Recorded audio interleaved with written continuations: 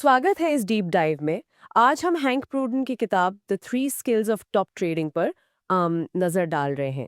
ये किताब सिर्फ ट्रेडिंग तकनीक नहीं सिखाती, बल्कि कहती है कि 21वीं सदी के बाजारों में एक असली कॉम्पिटिटिव एज मिल सकता है। ये मानकर कि बाजार हमेशा लॉजिकल नहीं होते। बिल्कुल।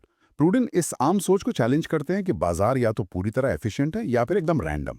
उनका मानना है कि नहीं, बाजार में मानवीय व्यवहार के पैटर्न होते हैं, उन्हें समझा जा सकता है। इसीलिए वो तीन खास स्किल्स पर जोर देते हैं: behavioural system building, pattern recognition और मेंटल स्टेट मैनेजमेंट। इन तीनों को मिलाकर ही एक, वो जिसे कहते हैं, कंप्लीट ट्रेडर बनाया जा सकता है। दिलचस्प। तो ये सिर्फ चार्ट्स और नंबर्स से आगे की बात है। अच्छा, चलिए इसे खोलते हैं। पहला स्किल है बिहेवियरल सिस्टम बिल्डिंग। इसका ठीक ठीक मतलब क्या है और ये नॉर्मल तरीकों से कैसे अलग है? पहला पिलर, हाँ, वो बिहेवियरल फाइनेंस पर बेस सिस्टम बनाने पर है। देखिए, ट्रेडिशनल फाइनेंस मानता है कि निवेशक हमेशा लॉजिकल फैसले लेते हैं, पर बिहेवियरल फाइनेंस स्टडी करता है कि लोग असल में बाजारों में कैसा बिहेव करते हैं, अक्सर डर, लालच, झुंड मेंटालिटी से। अच्छा। ये समझना इसलिए ज़रूरी है क्योंकि यही इर्रेशनल बिहेवियर मौके पैदा करता है बाजार में, जिन्हें ट्रेडिशनल मॉडल पकड़ नहीं पाते। ओके, तो ये ह्यूमन साइकोलॉजी को समझने और उसे अपनी स्ट्रैटेजी में यूज करने जैसा है। किताब में एडिसन कमैक जैसे पुराने ट्रेडर्स का भी जिक्र है। उनकी कहानी कैसे इस आइडिया से जुड़ती है? कैमैक की कहानी, हाँ, वो एक क्लासिक उदाहरण है। वो कहते थे कि मेरा काम पैसा कमाना नहीं है, मेरा काम है सही ट्रेड करना। सही ट्रेड करना, हाँ। अगर वो सही प्रोसेस फॉलो करते हैं, पैसा अपने आप आएगा। ये सोच उन्हें इमोशनल फैसलों से बचाती थी। ये बिहेवियरल डिसिप्लिन का मतलब परफेक्ट उदाहरण है। इसी तरह किताब क्राउड बिहेवियर के लाइफ साइकिल मॉडल जैसी टूल्स भी देती है। ये क्राउड बिहेवियर मॉडल, ये क्या चीज है? कैसे काम करता है ये?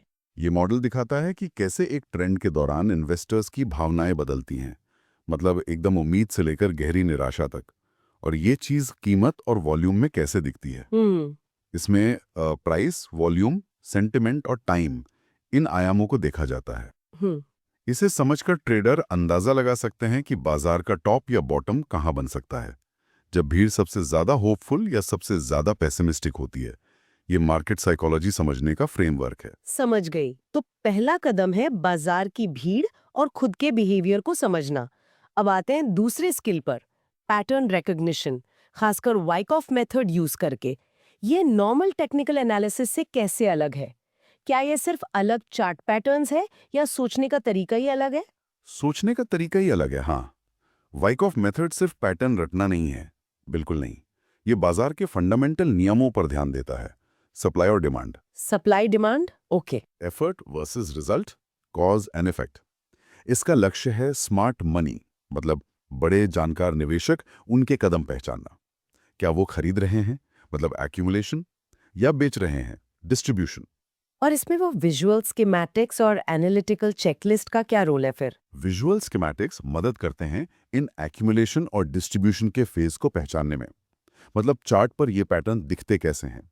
और एनालिटिकल चेकलिस्ट एक तरह की कंफर्मेशन लिस्ट है, ये पक्का करने के लिए कि पैटर्न असली है, सिर्फ नॉइज नहीं। ये मेथड, आप कह सकते हैं, चार्ट पर एक कहानी पढ़ने जैसा है, सिर्फ इंडिकेटर देखने जैसा नहीं। यहाँ मुझे डैनियल पिंक की अ होल न्यू माइंड वाली बात याद आ रही है, जहाँ वो सिम्फनी की बात करते हैं, अलग अलग हिस्सों को जोड़कर पूरी पिक्चर देखना। क्या वाइकॉफ में भी ऐसा ही कुछ है? बिल्कुल सही पॉइंट। वाइकॉफ सिर्फ लॉजिकल एनालिसिस, मतलब एल ब्रेन पर निर्भर नहीं करता। इसमें एक्सपीरियंस और इंट्यूशन, आर ब्रेन, का भी बड़ा रोल है। अलग अलग संकेतों को मिलाकर बड़ी तस्वीर या सिम्फनी को समझना। यह सिर्फ रूल्स फॉलो करना नहीं है, बल्कि बाजार की रिदम को फील करना भी है। ठीक है। अब तीसरा और शायद सबसे जरूरी skill, mental state management. Edwin Lefevre का वो फेमस कोट है, स्पेक्युलेटर के असली दुश्मन हमेशा अंदर से ही आते हैं: अज्ञानता, लालच, डर और उम्मीद। ये तो बहुत ही पावरफुल आइडिया है। हाँ, और ट्रेडिंग में ये इमोशंस बहुत ज्यादा हावी होते हैं। किताब कहती है कि सफल होने के लिए अपनी नेचुरल इमोशनल रिएक्शन पर काबू पाना पड़ता है, बल्कि कभी-कभी तो उन्हें उलटना भी पड़ता है। उलटना? उसका क्या मतलब हुआ? आमतौर पर तो नुकसान में डर लगता है और प्रॉफिट में उम्मीद। बिल्कुल, लेकिन टॉप ट्रेडर्स को इसे रिवर्स करना सीखना होता है।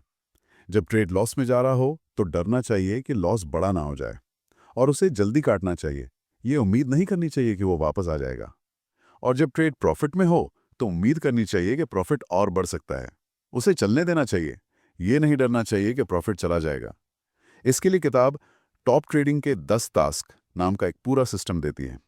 ये हर ट्रेडिंग स्टेज के लिए तैयारी से लेकर एनालिसिस तक सही माइंडसेट बनाने का एक प्रैक्टिकल फ्रेमवर्क है। और अगर ऐसा नहीं कर पाते तो नतीजे गंभीर हो सकते हैं, जैसे वो जॉन कार्टर वाला उदाहरण। हाँ, जॉन कार्टर की कहानी एक वार्निंग है। वो एक कामयाब ट्रेडर थे, लेकिन एक बार लालच में आकर उन्होंने अपने रूल्स तोड़े और एक ही ट्रेड में अपना पूरा अकाउंट वाइप आउट कर दिया। ये दिखाता है कि मेंटल डिसिप्लिन के बिना बेहतरीन एनालिसिस, पैटर्न रिकग्निशन सब बेकार हो सकता है। बेकार, हाँ। तो ये तीनों skills, behavioural system, pattern recognition और मेंटल डिसिप्लिन, ये अलग-अलग नहीं है। ये एक साथ कैसे काम करते हैं एक कंप्लीट ट्रेडर बनाने के लिए। किताब के मॉडल का यही सार है। हाँ, बिल्कुल यही सार है। सोचिए, मेंटल डिसिप्लिन के बिना आप पैटर्न पहचान भी लें तो घबराहट में गलत ट्रेड ले सकते हैं। या प्रॉफिट जल्दी काट देंगे। बिल्कुल, या प्रॉफिट जल्दी काट देंगे। और बिहेवियरल समझ यानी मार्केट साइकोलॉजी समझे बिना आप पैटर्न को गलत कॉन्टेक्स्ट में देख सकते हैं। शायद किसी झूठे ब्रेकआउट का शिकार हो जाएं। तो बिहेवियरल मॉडल पैटर्न पहचानने के लिए कॉन्टेक्स्ट देते हैं। पैटर्न रिकग्निशन उन मौकों को हाईलाइट करती है और मेंटल डिसिप्लिन उन मौकों पर सही ढंग से और लगातार एक्ट करने की क्षमता देता है। इसलिए ये तीनों मिलकर ही एक ट्रेडर को कंसिस्टेंटली प्रॉफिटेबल बनाते हैं।